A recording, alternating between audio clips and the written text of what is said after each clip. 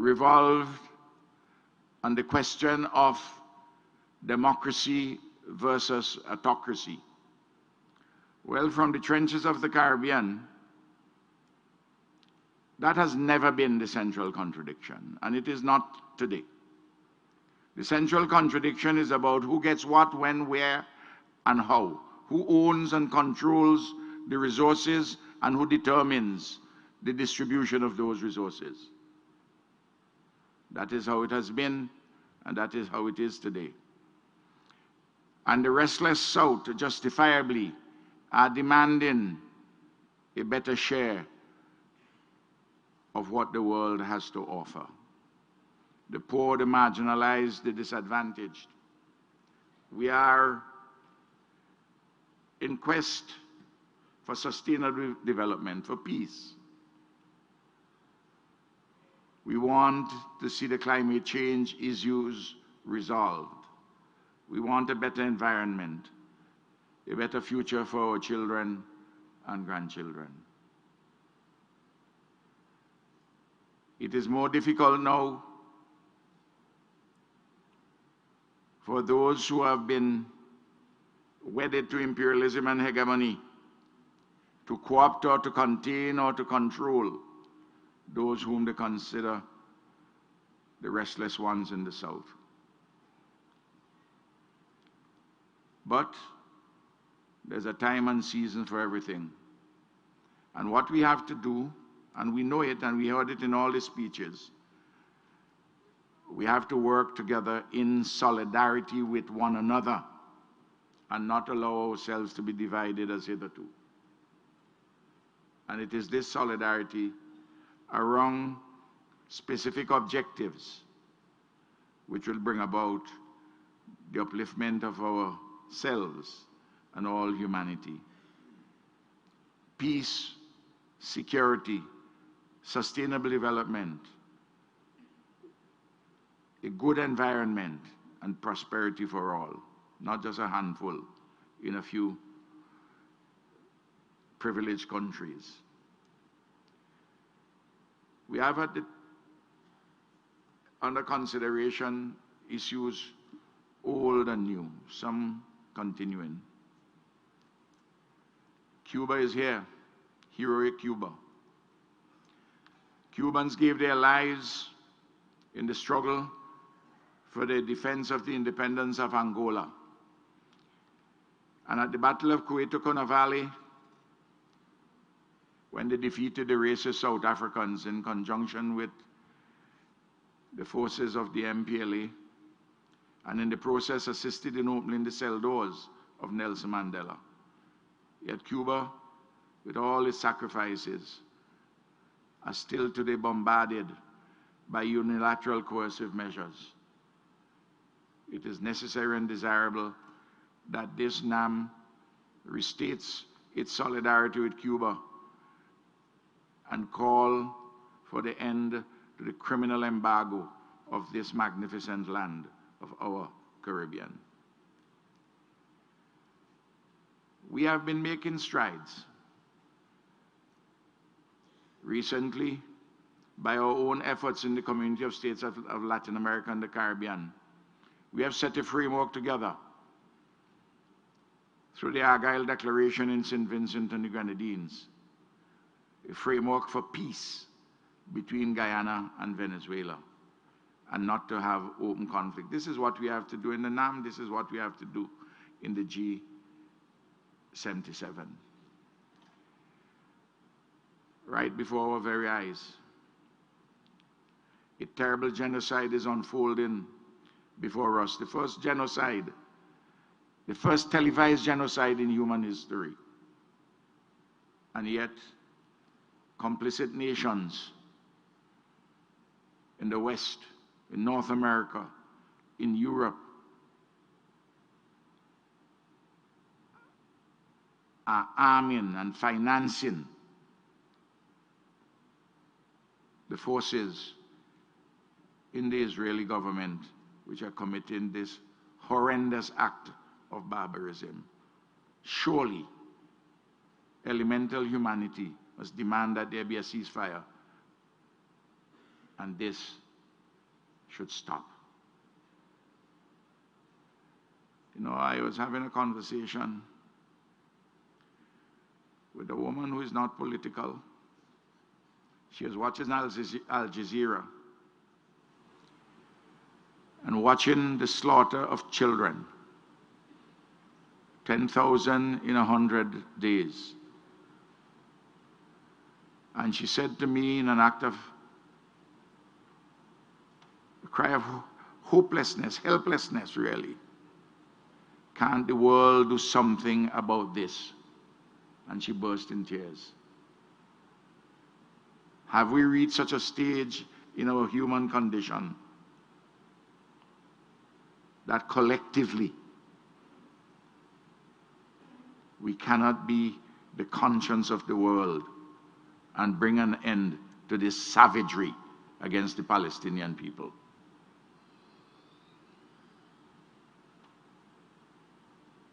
We are at an inflection point. History and contemporary circumstances have put the matter to us for a better world.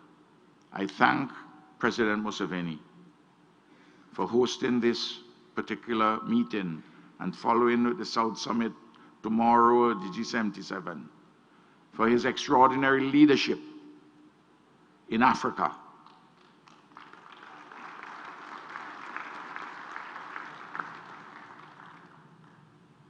And I thank you for having us. I thank His Excellency, the Secretary General, for his boldness and outspokenness on the issues which concern humanity.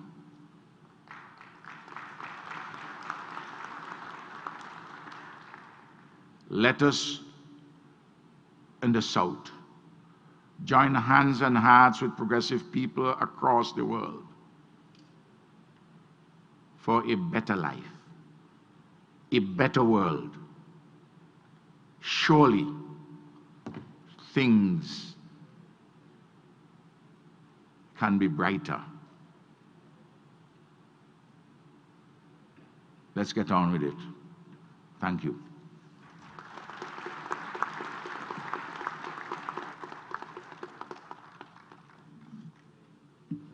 I want to thank His Excellency Ralph Gonzalez for his remarks. I now invite His Excellency, the Secretary General of the United Nations, His Excellency Antonio Guterres.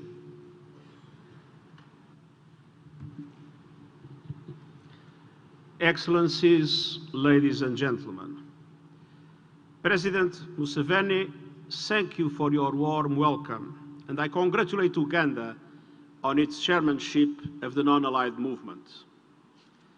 This movement began at a divided moment in history. In the midst of the Cold War, its architects, leaders like Jawaharlal Nehru, Joseph Broz Tito, Gamal Abdel Nasser and others worked to advance cooperation, supporting countries as they traveled the path to full decolonization, boosting trade and economic development in the Global South, and championing the pillars of peace, dialogue, diplomacy and cooperation. We see clear convergence between the principles of the UN Charter and the Bandung principles of the non-aligned movement.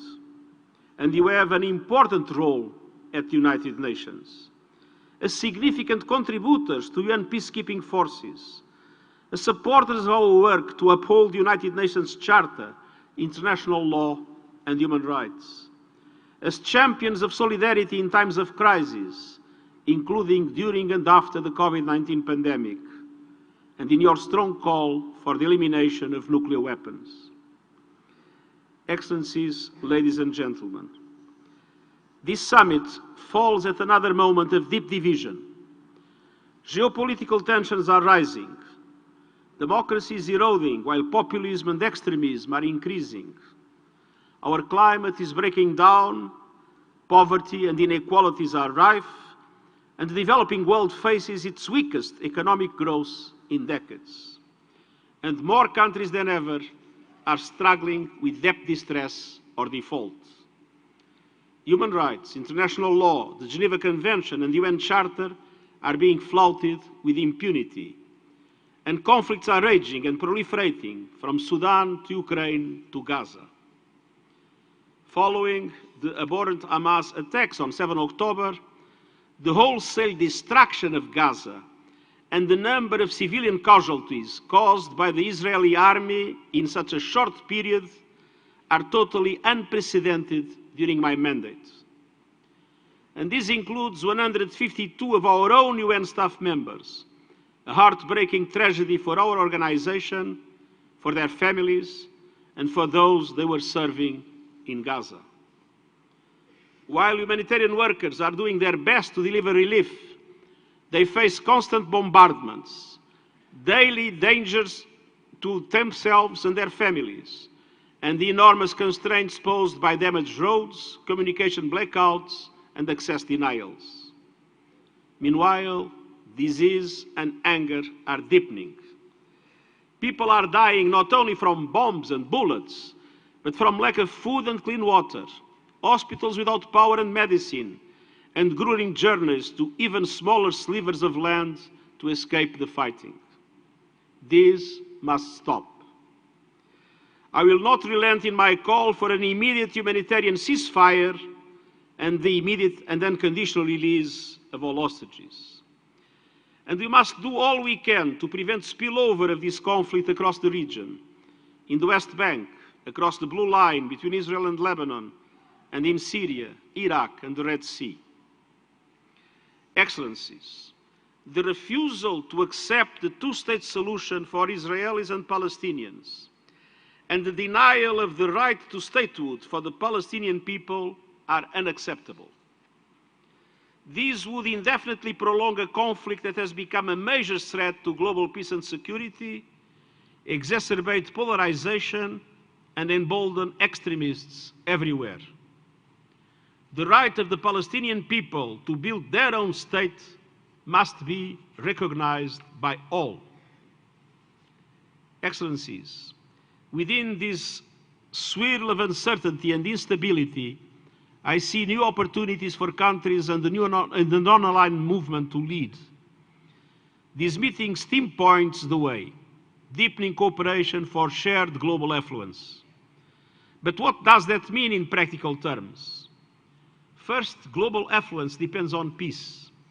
Peace means focusing on prevention, dialogue and mediation to heal divisions and diffuse conflicts. This requires institutions that reflect today's world, not the world of 80 years ago. And the UN Security Council is a prime example. The world's preeminent platform for resolving global disputes is paralyzed by geopolitical divisions that block effective solutions. Your movement has long highlighted the Council's systemic shortcomings and the need for reforms to make it truly effective and representative. How can we accept that the African continent still lacks a single permanent member? September's Summit of the Future is a unique opportunity to consider reforms to the institutions of global governance and promote ideas to rebuild trust and strengthen multilateral cooperation. The proposal New Agenda for Peace sets out a vision for preventing conflict, sustaining peace and advancing development. It reflects our commitment to all human rights, civil, political, economic, social and cultural. It includes initiatives around disarmament, tackling terrorism and transnational crime, and managing threats posed by lethal autonomous weapons and artificial intelligence. And it calls for a new generation of peace operations, including peace enforcement and counter-terrorism operations, led by regional partners, notably the African Union, with a Security Council mandate under Chapter 7 of the UN Charter, supported by guaranteed funding, including through UN-assessed contributions. The Security Council's recent resolution on this issue is a major step forward, and one that your members, as well as myself, have long advocated. Second, peace requires sustainable development. We are moving backwards in achieving the Sustainable Development Goals. People are going hungry. Communities lack access to health care, clean water, electricity, and proper sanitation. Families are struggling to make ends meet without social protection and safety nets, and children are denied education. Developing countries need resources to overcome these challenges. And this requires immediate debt relief and rechanneling unused special drawing rights. It means reforming an outdated, unjust, and unfair global financial system that favors its founders, mostly rich countries, and has proven unable to provide a global safety net, in particular to developing countries in distress. It means all countries going the extra mile to allocate their budgets wisely, investing in education, health, nutrition, and social protection systems. And it means strengthening the social cohesion of societies and upholding fundamental human rights, recognizing the rights of minorities, and standing up to all forms of discrimination. At September's SDG Summit, world leaders adopted a political declaration that demonstrated clear support for an SDG stimulus of $500 billion per year. And they also supported our long-standing call for reform of the global financial architecture, including the Bretton Woods system, to better respond to the needs of developing countries, making it fully representative of today's global economy and not the one that existed after the Second World War.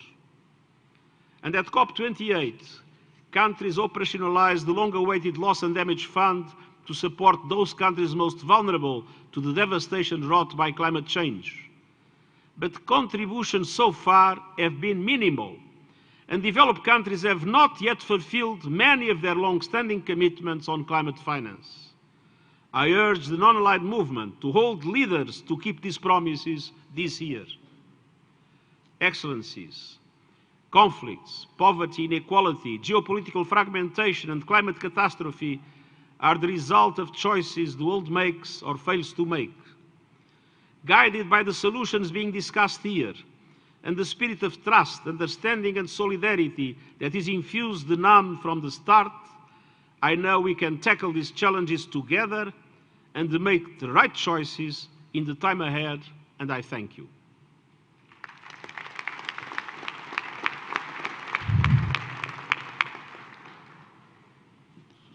I thank His Excellency Antonio Guterres, the Secretary General of the United Nations, for his remarks, and I welcome here for the conference of today and tomorrow.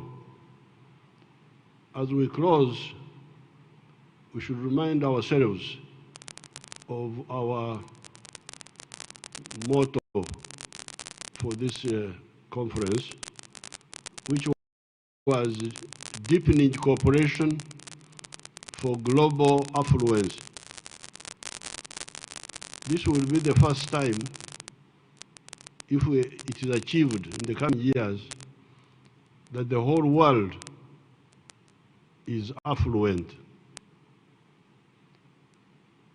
Until by 1980, the only affluent part of the world was Western Europe, North America, and Japan. The rest of the world were in poverty. In the last 50 years, we have 40-something years, we have seen spread of affluence to some other countries, China, some countries in other parts of the world, spreading affluence a bit more. And what we are aiming at is affluence for the whole world. We may not achieve it in a short time, but we should have it on the radar screen as our aim. In order to do that, we go back to our principles of NAM. And those principles, the Bandung principles, really start with humility, to be humble, not to think that what you think is the only way of doing things. In other language, we call that subjectivism. When you just think that what you think is the only way of doing things. The opposite of subjectivism is objective thinking. Objective thinking means you deal with situations the way they are, not the way they should be in your head. We who have spent, I have spent about 60 years, more than 60 years, engaged in the political resistance in Africa here. And in those years, we have been studying all these events in the whole world, actually. And we have got some good idea. If you look at the 500 years from the time of the Renaissance in Europe, even if you don't go back to the earlier periods, you'll find that ideas were coming, new ideas, then people discover better ways of thinking. We started off with Bullionism. There was a thinking in Europe that Bullionism is the correct way of building wealth. That is gold, getting gold and silver. And some of the countries did that a lot, but they ended up being not developed. I don't want to mention individual countries. Therefore, after some time, it became clear that Bullionism was not the source of wealth. Then there were some thinkers in France who talked, they were called physiocrats. Physiocrats believed that wealth was only in agriculture. That if you emphasize agriculture, you will be prosperous. But after some time, a man called Adam Smith came along and wrote his book in the year 1776 entitled The Source of the Wealth of Nations. Where does the wealth of nations come from? And he was able to show that by private effort, free enterprise, by specialization and exchange, you can create wealth for the country. He was more correct than the others, Adam Smith.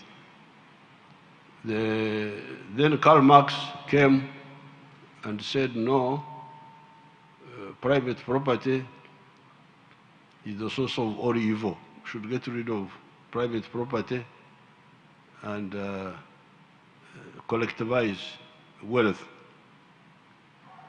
He had some good points in central planning, but obviously there were also some philosophical mistakes in his position. Now, Adam Smith helped certain Europe to move forward, but something else came up which he had not foreseen. This was the issue of the market. If you produce, who buys? If you produce and nobody buys, or very few people buy, you will not continue. That's how you got to the crisis in Europe of 1929, the collapse of the capitalist system, the depression. That's how now another thinker, Maynard Keynes, came along and said, you people, you forget the issue of aggregate demand. That even if you give money, free money to people in their pockets, they buy what is produced, it will help the economy. That's how the idea of the welfare state came, where to give money to people even when they are doing nothing. Now, you can see just in that period, so many ideas coming, going, coming, going. This is the correct way. Instead of wasting, I really feel sorry for some of these people. They come to lecture, you lecture me, you don't know what you are talking about. So therefore, the NAM, I'm glad we are all here. I want to assure you that we seem to be on the right way, unlike the other people who are full of themselves and think that the only way is the way they think. When we were busy in our political struggles, they would come and ask me, are you pro-East or pro-West? I look at these people. Sometimes I would want to use bad words, but I would restrain myself and to say, do you think I'm an idiot? I am pro myself, I'm not pro anybody.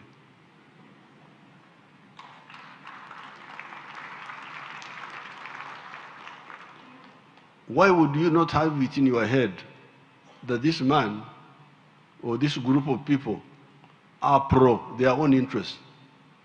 Why would you think that my job is to be pro this one or the other one, and I have no other job except that? That's really incredible shallowness.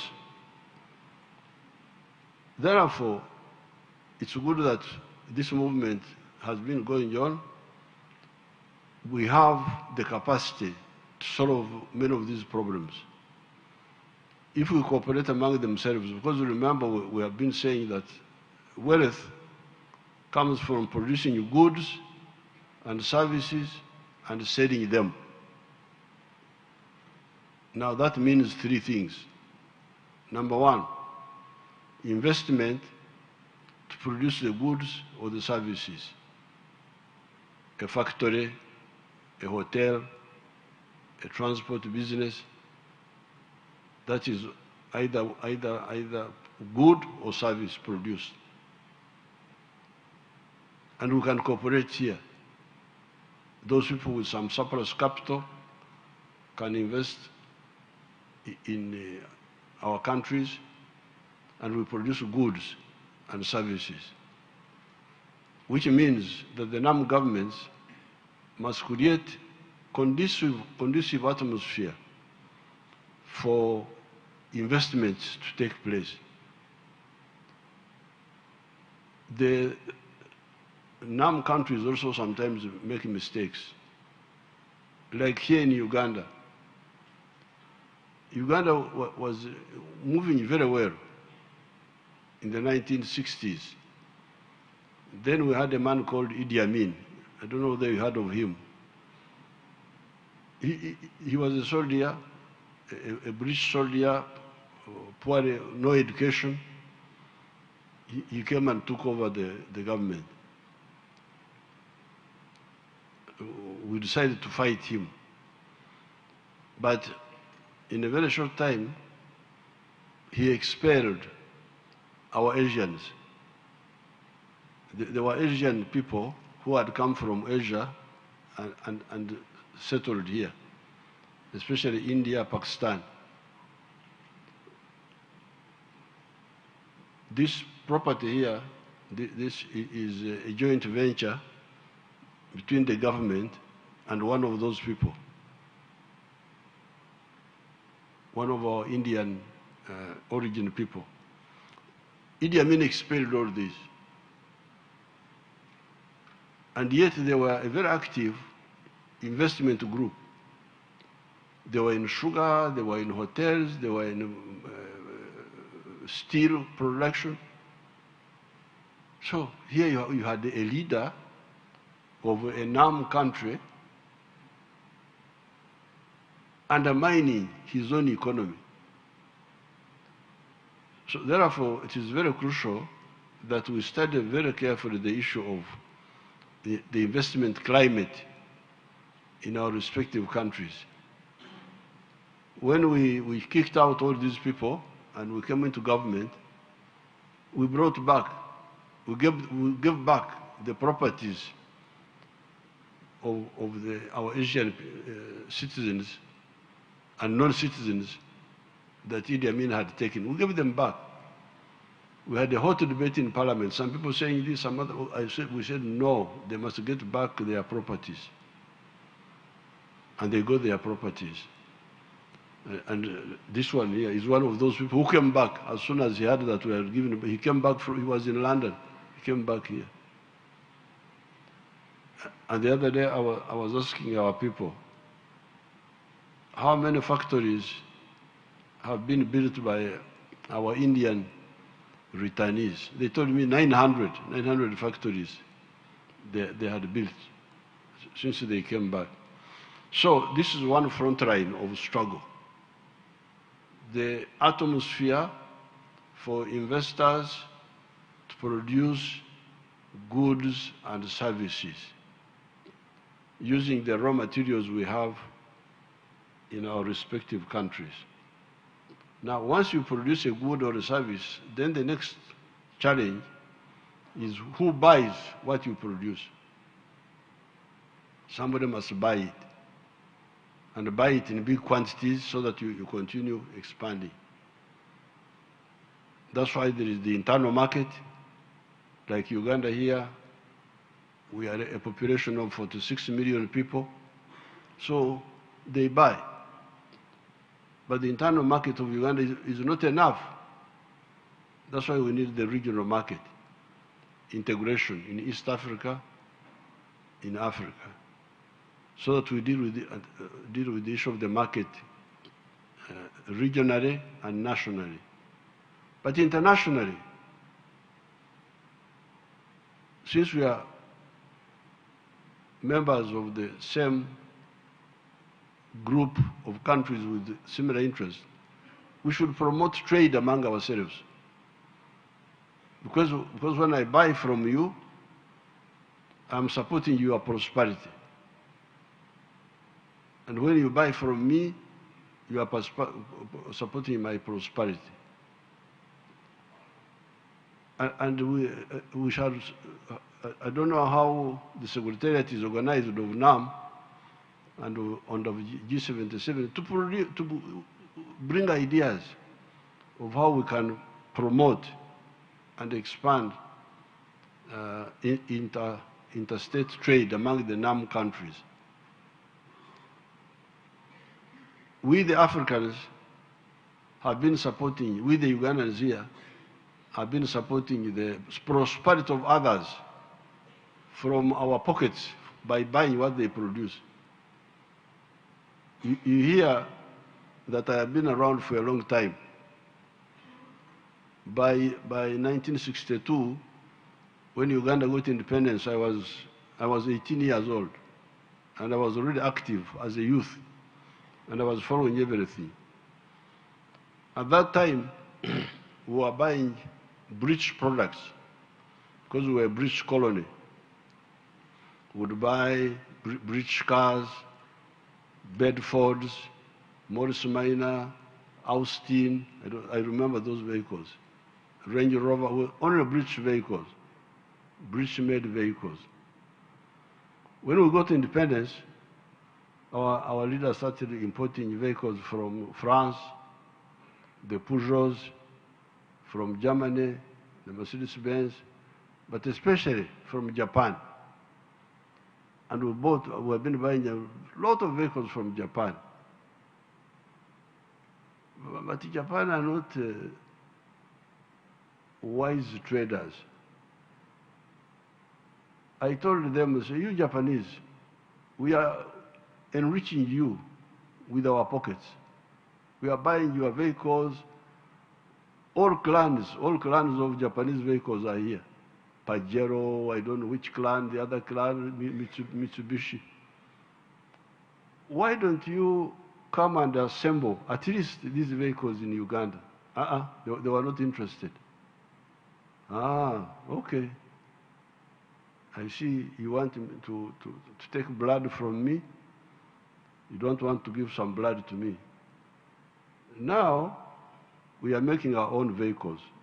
I don't know whether these people can show those vehicles on this screen here.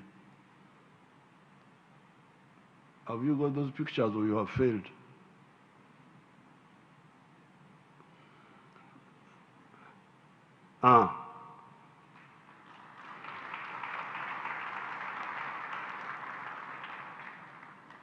All those vehicles are electric vehicles being made by our people. And that's one of the factories where they are made. Now, my Japanese people came and said, no, we want to assemble vehicles here. Say, too late, sorry. I'm no longer interested in assembling. I now only want manufacturing here. If you don't want that, bye-bye. Those are now. So therefore, the NAM countries should not be part of this blindness, thinking that I should only buy from you, you buy nothing from me. You should be the one I was telling the Japanese, since we are buying your vehicles, you should be coming here to even invest, for instance, in value addition for agriculture. Okay, I buy your vehicles, but you also help me in manufacturing cereals, manufacturing process, adding value to coffee, and so on. No, they were not bothered. Not bothered. This is not a good way. So number one, production of a good or a service. Number two, buying, marketing from one another. But number three, you cannot link the producer of the good and the service to the consumer without infrastructure. You need infrastructure. You need roads, you need the railway, you need the ports, you need the airlines to link the producer and the consumer. So all these are opportunities, areas of opportunities for all our NAM countries and the group of 77, who account for 80% of the population of the world. His Excellency Antonio Guterres has talked about financing. We are going to intensify our discussions with the BRICS, with all these other groups about the affordable financing. Affordable financing, where can we get this money from? If the Bretton Woods institutions, because we are Christians, and Christians believe in repentance and forgiveness. If the Bretton Woods institutions can confess their sins and repent, we can forgive them. And they have a chance. They have a chance. I give them some option that please, time to repent. Repent before it is too late. Otherwise, we are going to continue exploring for new ways of financing. And we can do it. We can do it. A country like Uganda lacks very little. The only thing we lack, apart from our people not knowing what to do, because they have not been woken up, the only thing we have not been having has been energy, fuel, but fortunately we found our own petroleum here, so soon we shall be pumping out our petroleum and refining it, and that means we have got almost everything here. an educated population. The people who are making those vehicles are highly educated Ugandans. So what we really need from our African brothers, which we have been discussing with them, has been the issue of the market, the market, the market, the market. But financing, there are also ways of financing. You can get a group like the National Security Fund of Uganda. It has got a lot of money. But they invest it, I don't know where. So there are ways we can, all these countries have national security, social security funds, because I have seen them in a number of countries. How is this money used? But we are going to go for options of affordable financing. Now the issue of helplessness, I don't really think we are helpless. It is just because we don't get together. My testimony to the NAM conference here is what I have seen. By 1963, by 1950, almost all the African countries were under colonial control. Through the agitation and some fighting in Algeria, in Kenya, also in Vietnam, outside Africa, some of the clever imperialists started giving independence. And by 1963, when the Organization of African Unity was founded, only 36 countries had got independence. 20 were still not independent. Many of them are here. And our leaders went to Addis Ababa to say, please, give all the African countries independence. If you don't give them, we shall kick you out by force. And the colonial people thought Africans were joking. What can they do? What can the Africans do? And the Africans organized themselves. Many of them are here. The liberation movements, supported by the frontline states, Tanzania, Zambia. Initially, Tanzania was alone, then Zambia, then Botswana. Now, to cut a long story short, Frelimo started fighting in 1964, Angola, Guinea-Bissau, Zimbabwe, Namibia, South Africa itself, the African National Congress.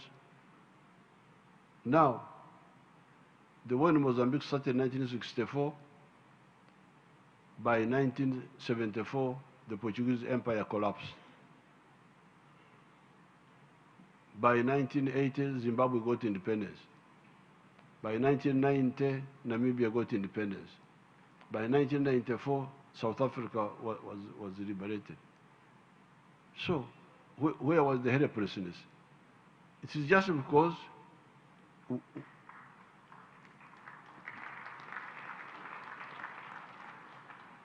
it was just ourselves.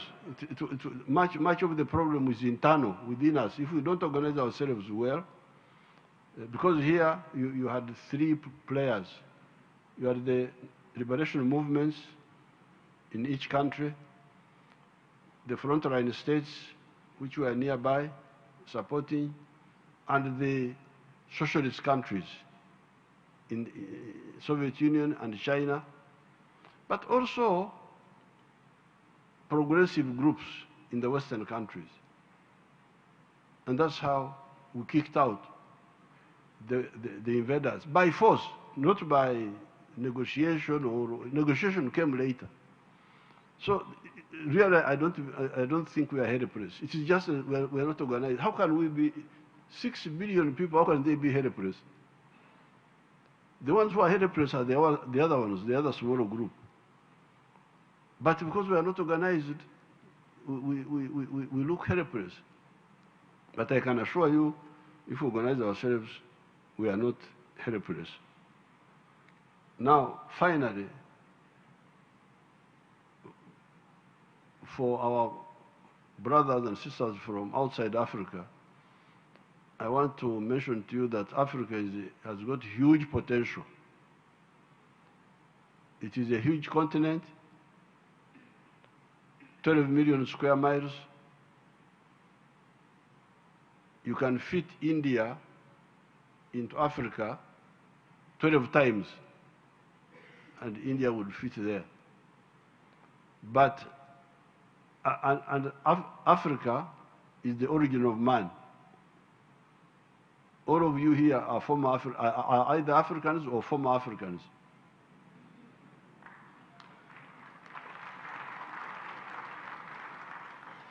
That's what I tell the Europeans. They just laugh. I tell them that all of you are former Africans.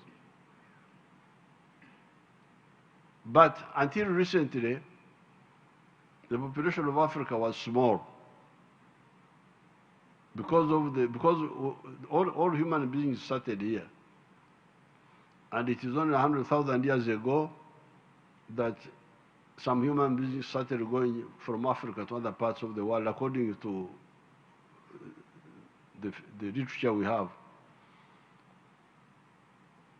But the out of Africa population grew more than the in Africa population. Why? Because of the diseases here. This climate, the one you see outside, is good for us, but it's also good for our enemies. The mosquitoes, the tsetse flies, the what. So the population of Africa remained small. But with modern technology, with modern means, we are now able to control the enemies of man in Africa, the mosquitoes, the tsetse flies. Therefore, for the first time in human history, the population of Africa now has overtaken the population of India and of China, respectively. We are now 1.5 billion, and we shall be 2.5 billion in the next 30 years. So now this huge population of Africa and of young people, once they are educated, they are a big production force, but also a consumer force. So therefore, I want to share this with our brothers from other parts of the global south, plus China, that Africa is now becoming more and more, has always been, but is becoming more and more area of opportunity. In the past, it was a source of raw materials, a little bit of also market, but now it has everything.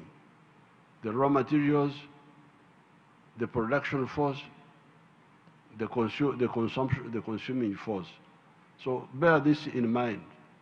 There is insecurity here, insecurity there, but when we get together, we can solve those problems. They only become unsolvable when we don't work together. As you can hear, even by 1970, a lot of Southern Africa was in chaos. Mozambique, Angola, and so it was in war. But now Southern Africa is totally peaceful, except for Congo. Therefore, even insecurity will be controlled.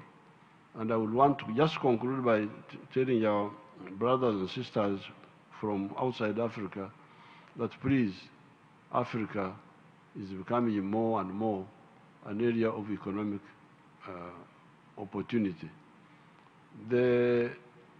Some years ago, I got some good investors from, I think it is Indonesia, who wanted to invest in palm oil. We were importing a lot of palm oil from Malaysia, from Indonesia. They came and invested here in the islands. That lake there has got many islands. They came and invested in the island there. Now we are producing quite a bit of our needs of the palm oil which we need for making soap and all that is now being produced here. So therefore, opportunities are plenty. I'm glad you came. If you have time, you can stay around and see more of Uganda. In some ways, it is representative of some of other parts of Africa which are peaceful. So with these few words, I declare the conference closed, and I wish you a good travel back to your country. Thank you very much.